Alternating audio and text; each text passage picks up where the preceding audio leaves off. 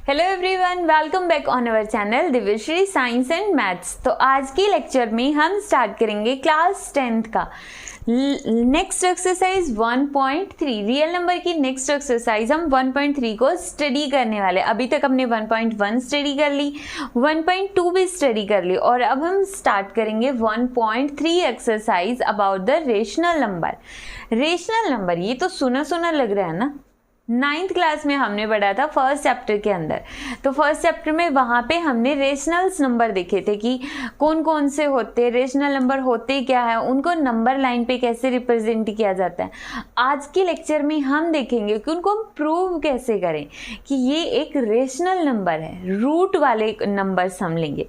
But अब exercise के question start करने से पहले हम इस एक्सरसाइज के एक इम्पॉर्टेंट थ्योरम स्टडी कर रहे हैं। हालांकि वो थ्योरम एग्जाम में नहीं आती है, एग्जाम में बहुत ही रेयर चांस होता है नहीं आएगी, बस इसको समझना है क्योंकि इसके बगैर क्वेश्चन समझ में नहीं आएंगे। वो एक टाइप से रट्टू पोपट वाली बात हो जाएगी कि रट लो, क्रैमिंग कर लो, बट उसकी नीड नहीं है। हम यहाँ से समझ के चीज़ों को अच्छे से कर सकते हैं। ठीक है, तो सबसे पहले इन्होंने क्या दिया है, एक P is a prime number. P कोई भी प्राइम नंबर है। If P divides A square, अगर P A स्क्वायर को डिवाइड करता है देन P डिवाइड्स A। अगर P A स्क्वायर को डिवाइड करेगा तो P A को भी डिवाइड करेगा। मतलब कोई नंबर है, जैसे 2 है, मान लो ये हम P की जगह लिख रहे, कोई भी नंबर 2 है, अगर वो डिवाइड करता है, किसको डिवाइड कर रहा है, 16 को, तो जो 2 है वो किसको भी डिवाइड करेगा, 4 को, क्योंकि 4 का स्क्वायर होता है 16। तो 16 की जगह मैं क्या लिख सकती हूँ, 4 का स्क्वायर। तो P अगर A स्क्वायर को डिवाइड करेगा, P अगर A का स्क्वायर को डिवाइड करेगा तो P A को भी डिवाइड करेगा। यही हमारी थ्योरम है। ठीक है, मतलब तो यही हमारी क्या है, यही थ्योरम है कि P अगर A स्क्वायर को डिवाइड करेगा तो P A को भी डिवाइड करेगा। बट ऐसा क्यों? ठीक है, तो इसके लिए देखो, बिल्कुल थोड़ा सा प्रूफ हम देखने वाले इस थ्योरम का। वो क्या होगा, मान लेते हैं कि हमने कहा था कि 2 है वो 16 को डिवाइड कर रहा है। ठीक है, 2 16 को डिवाइड कर रहा है, जहाँ पे 2 का मतलब P है और 16 क्या है, A स्क्वायर है। तो यहाँ पे 16 के सबसे पहले फैक्टर बनाओ। कैसे बनेंगे, 2 से 8, 2 से 4, 2 से 2 और 2 से 1। तो जो 16 के फैक्टर्स हैं वो क्या क्या बन गए, 2 क्रॉस 2 क्रॉस 2 क्रॉस 2। ठीक है, तो अब यहाँ पर हमने क्या कहा कि अगर P A स्क्वायर को डिवाइड करता है, मीन्स अगर 2 16 को डिवाइड करता है, दैट मीन्स 2 है वो 16 का एक फैक्टर होगा। बाकी है यानी कोई फर्क नहीं पड़ता, बट एक फैक्टर 100% होने वाला।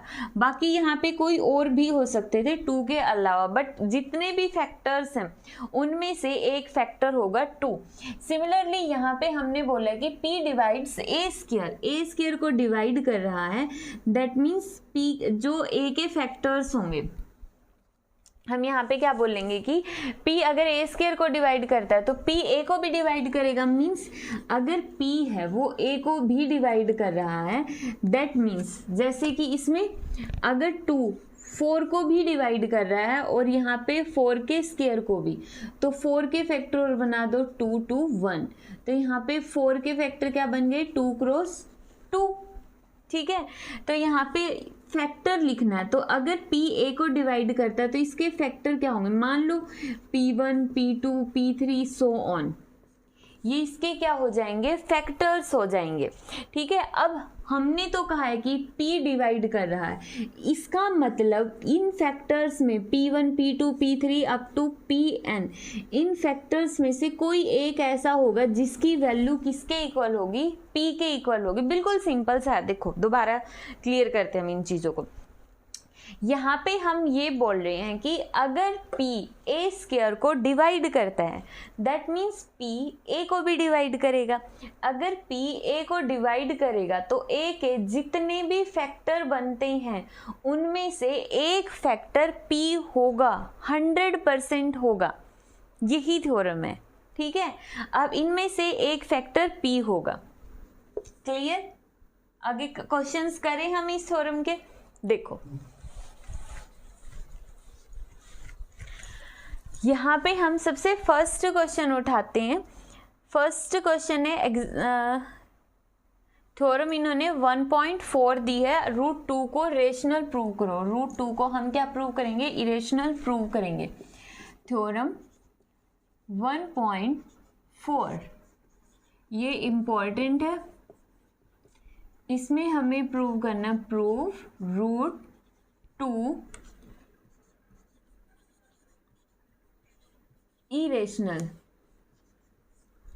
ठीक है, इरेशनल इसको हमें प्रूव करके बताना है। तो कैसे प्रूव करेंगे? यहाँ पे ना हम कॉन्ट्राडिक्शन मान के चलते हैं। तो यहाँ पे हमारे पास नेक्स्ट थ्योरम है जो बहुत इंपॉर्टेंट है, प्रूव √2 इज इरेशनल नंबर। ठीक है, हमें √2 को इरेशनल नंबर प्रूव करना है। अब इसको प्रूव करने से पहले हम एक चीज़ बता देते हैं कि √p हमेशा इरेशनल नंबर होगा। √p क्या होगा? हमेशा इरेशनल नंबर होगा। कब? जब p क्या होगा? प्राइम होगा। p क्या होगा? प्राइम होगा। प्राइम मीन्स √2, √3, √5, √7, √11, √13, ठीक है, और √15। ठीक है, तो ये सारे के सारे क्या हैं? इरेशनल नंबर हैं। अब यहाँ पे देखो सबसे इम्पॉर्टेंट पॉइंट क्या है, कोई कंप्लीट स्क्वायर नहीं है। √4 ये एक रेशनल नंबर हो जाएगा, क्योंकि √4 किसके इक्वल होता है? 2 के इक्वल। और 2 को हम 2/1 लिख सकते हैं, मीन्स इसको p/q की फॉर्म में लिख सकते हैं, जहाँ पे q नॉट इक्वल टू 0 है। यही तो रेशनल नंबर की डेफिनेशन होती है। रेशनल मतलब कि जो रेशनल नंबर होंगे, रेशनल वो कौन से होते हैं? जिसको हम p/q की फॉर्म में एक्सप्लेन कर दे, वो रेशनल बन जाएंगे। तो जो p/q बन गया वो रेशनल है। जैसे 2 है, 2 को मैं 2/1 कर दूँ, यहाँ पे p और ये है q, और q की वैल्यू 0 नहीं हो सकती, तो दैट मीन्स वो क्या बन गए? रेशनल नंबर बन गए। तो इन टर्म्स में कोई भी कंप्लीट स्क्वायर नहीं होना चाहिए किसी का भी। समझ आया? तो अभी हम प्रूव करते हैं इसको। देखो यहाँ पे हम यूज करेंगे कॉन्ट्राडिक्शन थ्योरम। कॉन्ट्राडिक्शन का मतलब क्या होता है? कॉन्ट्राडिक्शन का मतलब हमें प्रूव ये करना है कि अभी दिन है, तो इसका उल्टा मान लो कि अरे अभी तो रात है। ठीक है, और फिर प्रूव करके दिखा दो कि अरे नहीं अभी तो दिन है, रात नहीं है। तो अगर हमें प्रूव करना है कि क्या बोला हमने, दोबारा से समझो। अगर हमें प्रूव करना है कि यहाँ पे आज के टाइम पे अभी दिन है, दिन चल रहा है, तो इसको उल्टा मान लेते कि रात चल रही है। ठीक है, बट उसको फिर हम प्रूव कर देंगे कि नहीं, हर जगह तो रोशनी है, वो देखो वहाँ पे सन भी निकला हुआ, तो इसका मतलब रात नहीं है। हमने गलत चीज़ एज्यूम की हुई है, अभी दिन है और सूरज निकला हुआ है। तो इसी तरह हम गलत मान लेते हैं। हमें प्रूव करना है कि √2 इरेशनल नंबर है। अगर √2 इरेशनल नंबर है तो मान के चलो उल्टा, let us assume √2 is rational number। Assume कर लो √2 क्या है? एक रेशनल नंबर है। ठीक है, मान के चलना, और इस चीज को हमें गलत प्रूव करना है, गलत प्रूव करना है। समझ आया? इस पॉइंट को हमें गलत प्रूव करना है। अब तभी तो ये इरेशनल बनेगा। इरेशनल का उल्टा क्या होता है? रेशनल। तो मान लो √2 रेशनल है। अगर तो √2 रेशनल नंबर है तो इसको हम कैसे लिख सकते हैं? अगर रेशनल नंबर है तो इसको हम लिख सकते हैं p/q की फॉर्म में लिख सकते हैं, जहां पर क्या होगा? q नॉट इक्वल टू 0 होने वाला है। ठीक है, इसको हम कैसे लिखेंगे? p/q की फॉर्म में लिखेंगे, और जहां पे q की वैल्यू 0 नहीं हो सकती है। ठीक है, अब उसके बाद अब देखो जो मैथ्स है ना, हमारा एनसीईआरटी का मैथ्स है, वहां पे एक चीज मान रहे हैं कि मे बी इनमें से कोई कॉमन फैक्टर निकलता हो। ठीक है, मे बी इनमें से कॉमन फैक्टर हो। मान लेते हैं जैसे p की वैल्यू 16 हो और q की वैल्यू 8 हो, मान लो, सपोज कर लो, अगर ऐसा है तो यहाँ से कॉमन क्या निकल रहा है? 8। इसको मैं क्या लिख सकती हूँ? 8 क्रॉस 2 और नीचे वाले को 8 क्रॉस 1। 8 से 8 कैंसल, मतलब इनमें कॉमन क्या था? 8 एक कॉमन फैक्टर था और उसके बाद 2 नई नंबर्स आ गए 2 और 1। तो मैथ के अंदर यही चीज़ें दी हुई है। मैथ में इन्होंने बोला है कि मान लो P और Q में कोई ऐसा ही एक नंबर कॉमन निकलता होगा, ठीक है, और उस नंबर को कॉमन निकालने के बाद जब हम उसको कॉमन नंबर को कैंसल आउट कर देंगे ऊपर से और नीचे से, तो हमारे पास क्या बचेगा? √2 इज इक्वल टू a/b। ये कब आएगा? After cancellation of common factor in P and Q, ठीक है। We get A and B which are co-prime। यहाँ पे अब co-prime क्या है? co-prime का मतलब अभी A और B में 1 के अलावा कुछ भी कॉमन नहीं है, सिर्फ उन दोनों में एक ही टर्म कॉमन है 1। जैसे मान लो 3 और 5 है, इनको हम को-प्राइम बोल देंगे। क्यों? क्योंकि इनमें कॉमन सिर्फ 1 है। 3 को हम 1 क्रॉस 3 लिख सकते हैं और 5 को भी 5 क्रॉस 1 लिख सकते हैं। तो इनमें क्या चीज़ कॉमन आती है? सिर्फ 1 आता, तो उसको हम क्या बोलेंगे? को-प्राइम बोलेंगे। तो इसको हम ऐसे लिख सकते हैं। तो यहाँ पे a किसके इक्वल आ गया? √2b। अब इसका स्क्वायर कर दो, squaring both side, squaring both sides, कितना हो जाएगा? a square is equal to 2b square. देखो कंप्लीट एक्सरसाइज 1.3 जो पूरी एक्सरसाइज है वो इसी पैटर्न के ऊपर बेस्ड है।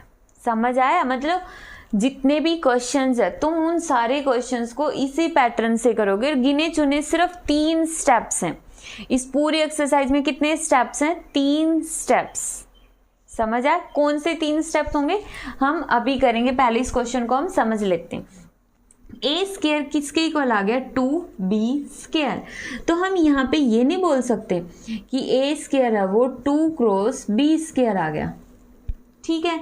मतलब a स्क्वायर के जो फैक्टर्स हैं उनमें से एक फैक्टर तो है 2 और बाकी b स्क्वायर बच गया, मतलब और फैक्टर अलग से रह गए।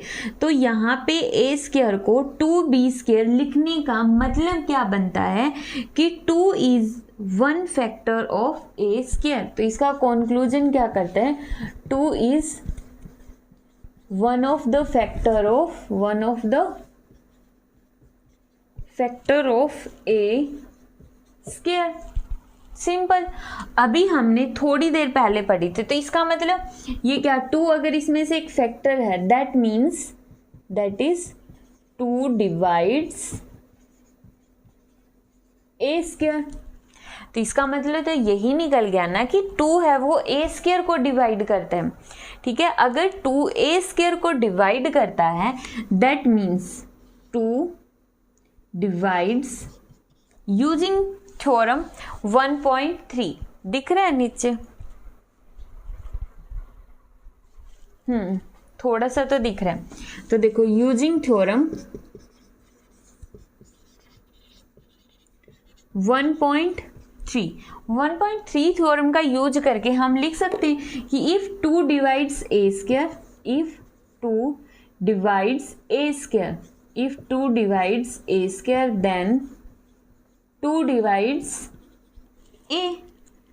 समझ आया कि अगर 2 a स्क्वायर को डिवाइड करता है दैट मीन्स 2 तो a को भी डिवाइड करेगा, ठीक है। तो इसका मतलब हम ये लिख सकते हैं कि a डिवाइड्स 2। अगर 2a को डिवाइड करता है तो a को हम कैसे लिख सकते हैं? 2 और कोई एक फैक्टर आ जाएगा c। का मतलब क्या हो गया? देखो सी का मतलब है ए जो भी नंबर है, ए की वैल्यू चाहे कुछ भी हो, 4 हो, 6 हो, 8 हो, जो भी हो, जब वो 2 से डिवाइड हो जाएगा, ठीक है, 2 से डिवाइड होने के बाद जैसे मान लेते हैं इसकी वैल्यू 6 है, तो 2 से डिवाइड होके कितना आ गया, फैक्टर बना लो 3, तो मतलब 3। एक और कांस्टेंट निकला जिसको हमने रिप्रेजेंट कर दिया c से, तो यहाँ से हम लिख सकते हैं कि ये किसके इक्वल हो गया 2c। ठीक है, अब इसको मैं रब कर दूं यहां से। अब यहां से देखो हमने क्या लिखा, a is equal to 2c, तो a की वैल्यू हम इस इक्वेशन में पुट कर सकते हैं। a कितना है यहाँ पे 2c, a की वैल्यू यहाँ पे पुट करो, 2c का स्क्वायर इज इक्वल टू क्या है 2b का स्क्वायर, कितना आ गया 4c square is equal to 2b square. ठीक है,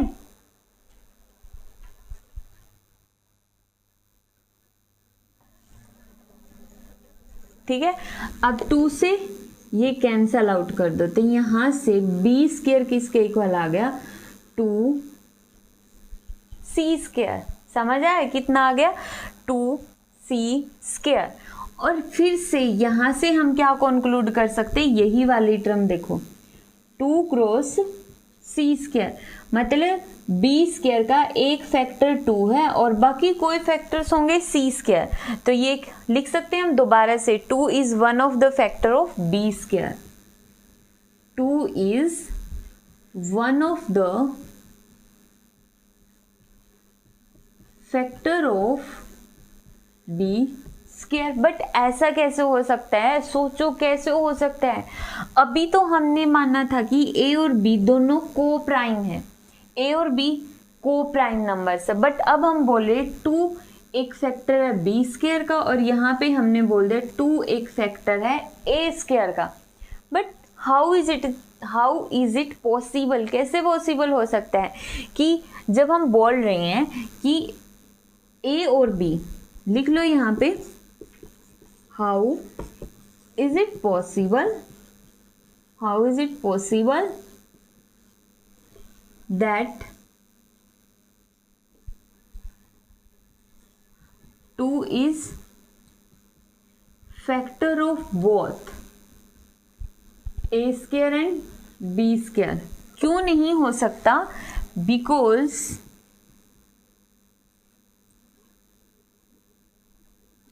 because we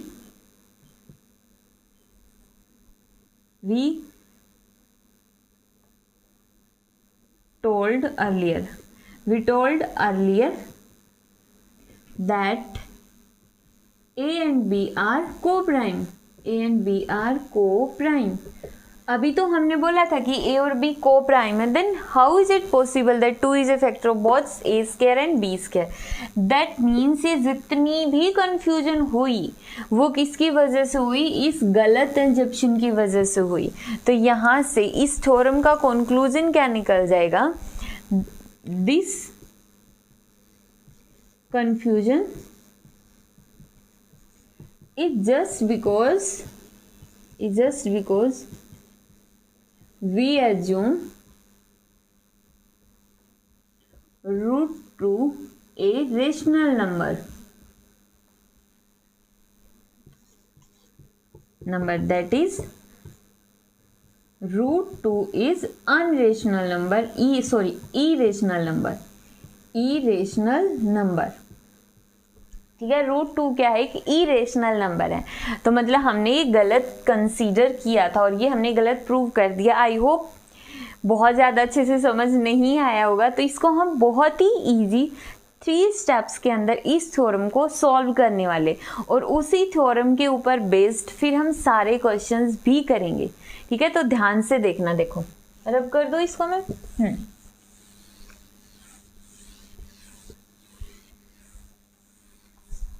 ध्यान से, सिर्फ 3 स्टेप फर्स्ट कि जो रूट 2 है, सबसे पहले तो उसको रेशनल नंबर मान लो कि रूट 2 एक रेशनल नंबर है जो किसके इक्वल होता है a बाई बी। मतलब मैं दोबारा लिख देती हूँ कि रूट 2 इज रेशनल, जिसको हम लिख देंगे कि √2 किसके इक्वल है, ए और बी, और ए और बी क्या है, ए एंड बी आर को प्राइम।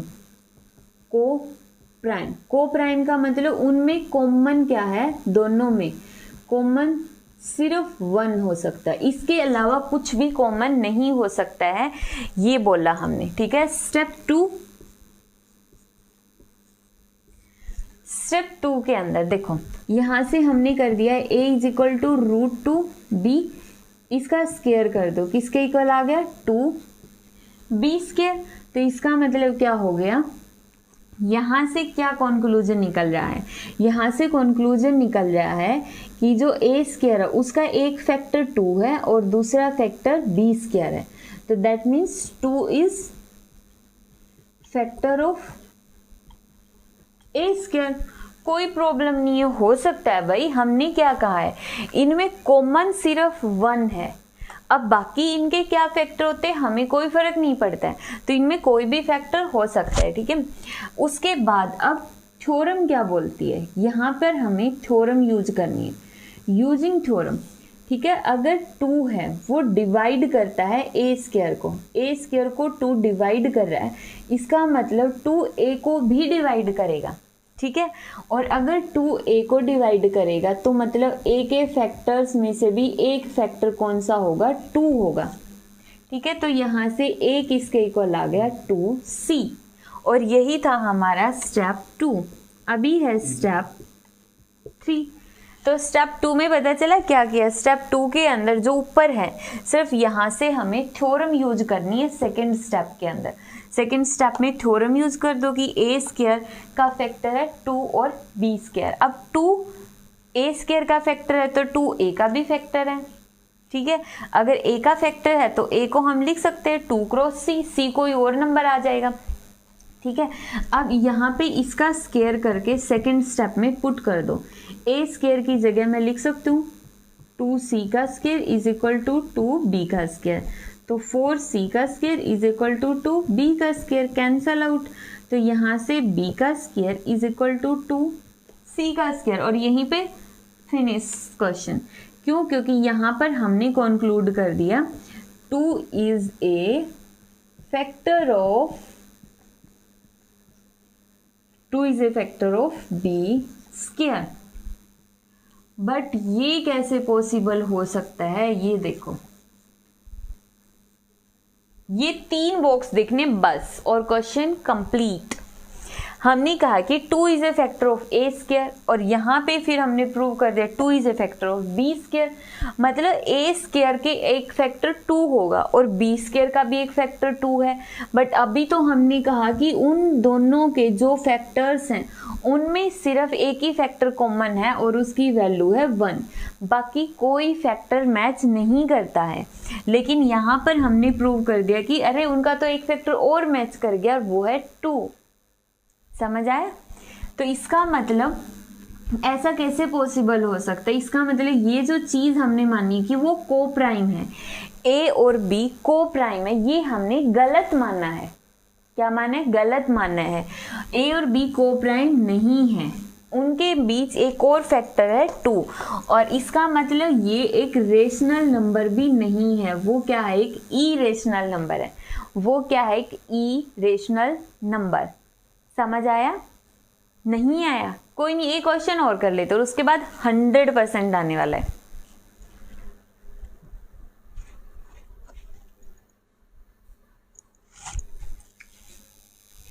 देखो,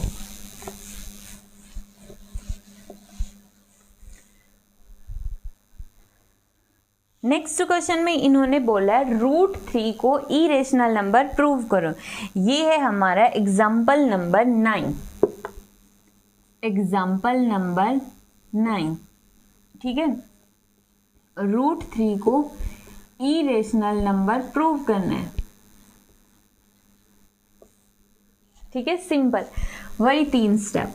सबसे फर्स्ट स्टेप, एग्जाम के अंदर स्टेप लिखना ना लिखना तुम्हारी मर्जी है टोटली। ना तो कोई नंबर काट सकते हैं और ना ही इसके एक्स्ट्रा नंबर मिल सकते हैं, ठीक है। ये समझने के लिए है, तो समझ के अपना करो। तो देखो, सबसे पहले हम एज्यूम कर लेंगे, लेट अस एज्यूम, मानने को तो हम कुछ भी मान सकते हैं, मानने को मान लो हम मार्स ग्रह पे है एक्चुअल में नहीं है ना, तो वही चीज हम मान सकते हैं, तो मान लिया हमने, let us assume √3 is rational number. अगर तो ये रेशनल है तो √3 को हम एक्सप्लेन करेंगे a/b की फॉर्म में, जहां पे a and b are coprime मतलब उनके बीच में सिर्फ एक ही फैक्टर कॉमन होगा जो होगा 1 के इक्वल, जो कितना होगा 1 के इक्वल होगा। ठीक है, तो अब देखो अगर ऐसा है तो यहां से a किसके इक्वल होगा √3b। और अब आ जाओ स्टेप 2 पे। स्टेप 2 पे हम क्या करेंगे, इसका स्क्वायर कर दो, a² = 3b²। ठीक है, तो दैट मीन्स यहाँ पे क्या आ गया, इसका एक फैक्टर 3 है और एक फैक्टर है b²। नो प्रॉब्लम, हो सकता है कोई भी फैक्टर, तो इसका मतलब 3 डिवाइड्स a²। अब इसमें थ्योरम यूज कर दो, यूजिंग थ्योरम 1.3। ठीक है, if 3 divides a² then 3 divides a। अगर 3 a² को डिवाइड करता है तो a² को डिवाइड करेगा, तो a² को हम लिख देंगे 3 मल्टीप्लाई बाई कोई कांस्टेंट या कोई और फैक्टर होंगे b²। और अगर 3 a को भी डिवाइड करता है तो a को भी हम क्या लिखेंगे 3 मल्टीप्लाई कोई और फैक्टर होगा जिसको मान लो c। समझ आए, यहां तक हमने कर दिया। और अब यहाँ पे इसको छोड़ दो। अब आ गए हम स्टेप 3 पे। स्टेप 3 पे a की वैल्यू यहाँ पे स्टेप 2 में पुट करो तो कितना आ गया 9c² = 3b²। 3 से 3 कैंसिल, तो b² = 3c²। फिर से 3 और c², जैसे ही a² को हमने लिखा 3 × b², और इसका मतलब 3 a² को डिवाइड करता है, तभी तो हम इसको इस फॉर्म में लिख सकते हैं। अब 8 है, इसको हम 2 × 4 कब लिख सकते हैं, जब 2 भी इसको डिवाइड करे और 4 भी इसको डिवाइड करे, तभी लिख सकते हैं ना। तो a² को मैं 3 × b² कब लिख सकती हूँ, जब 3 भी इसको डिवाइड करेगा और b² भी डिवाइड करेगा। और b² को हमने लिख दिया 3 × c², मतलब 3 है जो वो b² को डिवाइड करता है। ठीक है, 3 डिवाइड्स b²।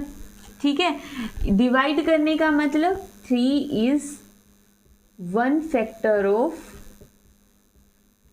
a²। समझ आया, a² का कोई भी फैक्टर है, तो यहां से भी वही निकल गया 3 is a factor of b²। तो एक तो हमने ये कॉन्क्लूजन, एक हमने ये कॉन्क्लूजन और एक हमने ये, तो दोबारा से 3 बॉक्स बना लिए। यहाँ पर पहले स्टेप में हमने बोला कि a और b में सिर्फ एक ही चीज कॉमन है, वो है 1। बट बाद में स्टेप 2 और स्टेप 3 आए, वहां पर हमने बोल दिया अरे नहीं, 1 के अलावा भी एक नंबर है, वो है 3, जो दोनों में कॉमन है। बट ये कैसे पॉसिबल हो सकता है, हमने तो कहा ये 1 ही कॉमन है, तो मतलब हमने गलत बोला। a और b को-प्राइम नहीं है, इनके बीच में कुछ और भी कॉमन है।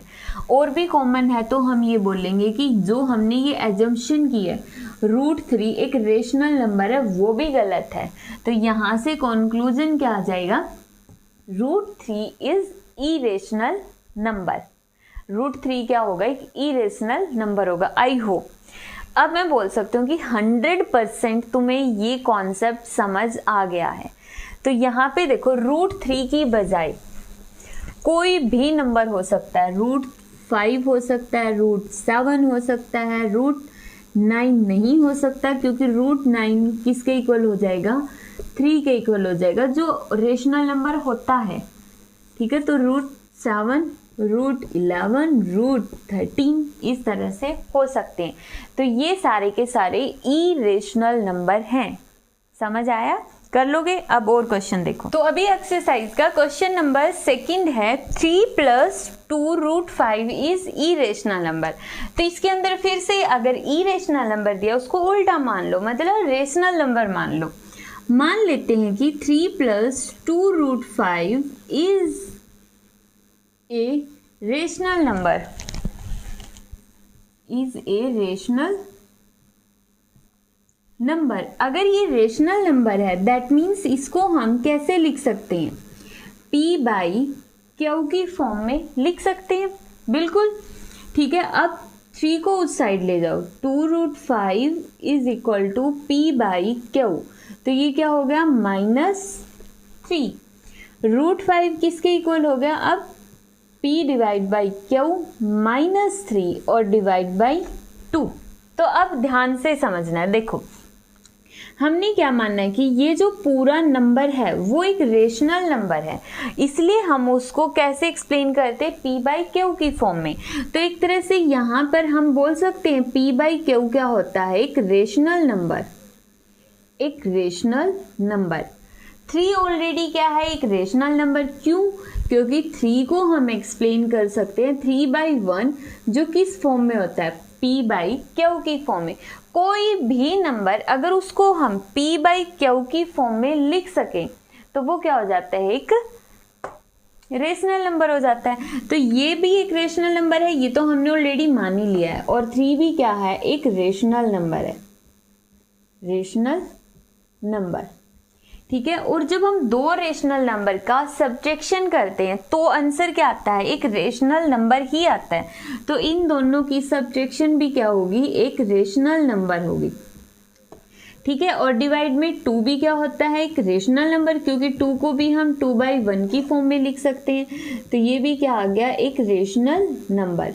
और जब हम रेशनल नंबर और रेशनल नंबर को डिवाइड करते हैं तो भी हमारे पास क्या आता है, एक रेशनल नंबर आता है।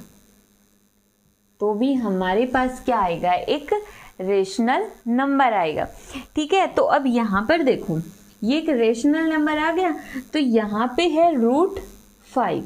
ठीक है। और यहाँ पर हम क्या लिखेंगे, as we know that P/Q is a rational number and -3 is a rational number, so numerator and denominator both are rational numbers and the division of 2 rational numbers are once again a rational number. ठीक है। ये English में अगर समझ नहीं आया है तो अपनी हिंदी बेस्ट है। जब ऊपर जो न्यूमरेटर के अंदर रेशनल होता है और डिनोमिनेटर में भी रेशनल होता है, जब हम दोनों को डिवाइड करते हैं, मतलब 2 रेशनल नंबर को डिवाइड करेंगे तो वंस अगेन एक रेशनल नंबर आएगा। ठीक है। अब √5 क्या आ गया, रेशनल नंबर। बट ये कैसे हो सकता है, हम तो बोल रहे हैं √5 क्या है, एक इरेशनल नंबर है। √5 क्या है, एक इरेशनल नंबर है, ये हम ऑलरेडी प्रूव कर चुके हैं।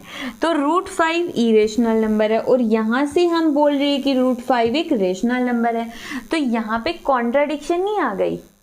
ठीक है। तो झगड़ा होगा ना दोनों में, ये बोल रहा है मैं इरेशनल हूँ और ये वाली राइट साइड बोल रही है नहीं तू रेशनल नंबर है। ये मैं बोल रहा है मैं इरेशनल हूँ, ये नहीं तू रेशनल है। तो यहाँ पे झगड़ा हो जाएगा और उस झगड़े का कारण कौन है, हमारी गलत एजम्पशन। हमने गलत एजम्पशन कर लिया, मतलब हमने झगड़ा करवाया है इन दोनों का कि ये बोल रहे हैं इरेशनल और हमारे जो सॉल्यूशन बोल रहा है रेशनल। तो इसका मतलब हमने गलत माना है। ये वाली टर्म क्या है, एक इरेशनल नंबर है। क्लियर, समझ आई? हाँ आ गई। अगर यहाँ पे मान लो माइनस में होता तो भी ये क्वेश्चन बिल्कुल सेम होता। यहाँ पे जो माइनस वाली टर्म है उसको उस साइड ले जाके प्लस कर दो, जैसे करना है करो। तो मतलब इस टाइप के क्वेश्चंस भी हम कर सकते हैं। इसका एक लास्ट क्वेश्चन और देख लेते हैं हम, 3√2।